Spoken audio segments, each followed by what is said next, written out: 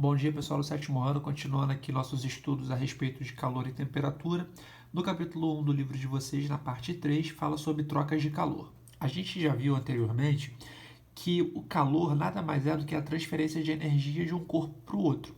Lembra quando eu tinha falado do exemplo dos cachorros? Quando os cachorros eles estão dormindo, eles dormem todos juntinhos para quê? Para todo mundo se aquecer. Porque aquele cachorro que está com uma temperatura, maior do que o outro, ele acaba transferindo a energia para o de menor temperatura e aquecendo ele também. De forma que todo mundo fique, com a mesma temperatura, que foi o chamado equilíbrio térmico, que eu já tinha explicado para vocês no outro vídeo. O que acontece, pessoal? O calor no sistema internacional de unidade, ele é representado pelo Joule, pela unidade de medida Joule ou letra J.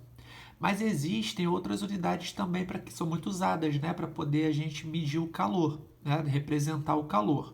Como, por exemplo, a caloria, que é geralmente em alimentos, que é o valor energético, e o BTU. BTU ele é muito utilizado em aparelhos de ar-condicionado. Por exemplo, 10.000 BTU, 9.000 BTU. BTU, essa sigla, pessoal, significa Unidade Térmica Britânica. É uma unidade de medida de temperatura do Reino Unido. Aí, vamos lá. Em relação ao Joule, que é a primeira forma de se mencionar calor no Sistema Internacional de Unidade, uma caloria equivale a 4,18 joules.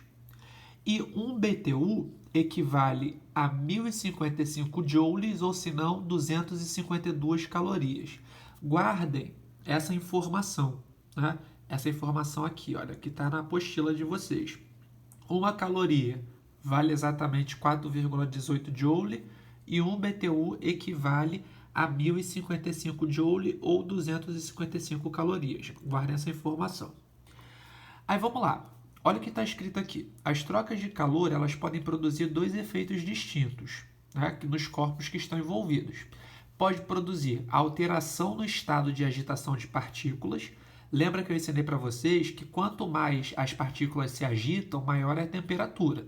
E quanto mais devagar as partículas elas estão, menor vai ser a temperatura. Lembra lá da água fervendo. Quando a água está fervendo, as partículas estão agitadas, então a temperatura está aumentando. Agora, quando a água está fria, as partículas elas estão paradas, então a água fica fria. O calor pode produzir alteração nesse estado de agitação das partículas, ou seja, ocorrendo ali a variação da temperatura, mas o calor também pode provocar uma mudança de estado físico. O que seria uma mudança de estado físico? É quando tem uma troca de calor que envolve a mudança de estado físico, que é o chamado calor latente. Calor latente é o seguinte: toda a energia ela vai ser canalizada para vencer as interações entre as moléculas, aumentando o grau de desorganização do sistema, e não ocorre o aumento ou diminuição da temperatura. Então, olha só, calor latente é quando muda o estado físico, mas não muda a temperatura. Agora, quando tem tem ali uma mudança na temperatura do objeto, aí o chamado calor sensível. Então, calor latente é quando o objeto ele muda de estado físico. Por exemplo, de sólido para líquido, de líquido para sólido. Isso é calor latente. Agora, quando tem uma mudança de temperatura, eu chamo de calor sensível. Ok? Continuando aqui, uma coisa que é importante a gente comentar é o calor específico também. Por exemplo, se a gente pegar algumas barras de metal, a gente percebe que é possível aquecê-las muito rápido. Se você pegar uma barra de ferro ou de alumínio e colocar numa chama, você vai ver que aquela barra de alumínio rapidamente ela vai ser aquecida. Igual quando você pega uma colher de alumínio e vai mexer alguma coisa na panela, no fogo alto. A colher rapidamente ela vai esquentar. Por quê? Por conta do material. Então, dependendo do material, ele pode ser aquecido com facilidade ou não. Essa capacidade do material ser aquecido com facilidade ou não, a gente chama de calor específico. Cada substância tem um calor específico. E o que significa isso? Vamos lá. Por exemplo, o alumínio, que é um dos componentes das colheres aí na cozinha.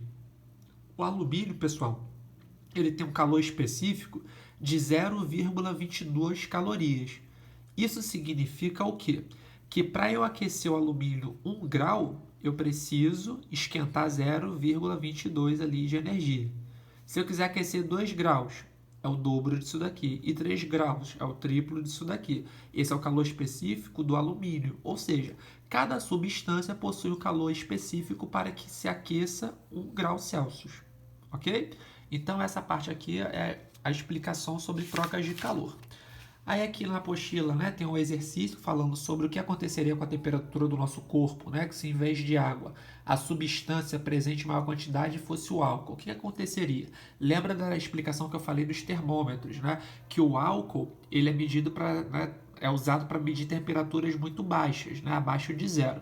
Então, nesse exercício aqui é para vocês explicarem o que aconteceria se o nosso corpo tivesse álcool ao invés de sangue, mais álcool ao invés do que água, perdão. Então, pessoal, bons estudos e até o próximo vídeo.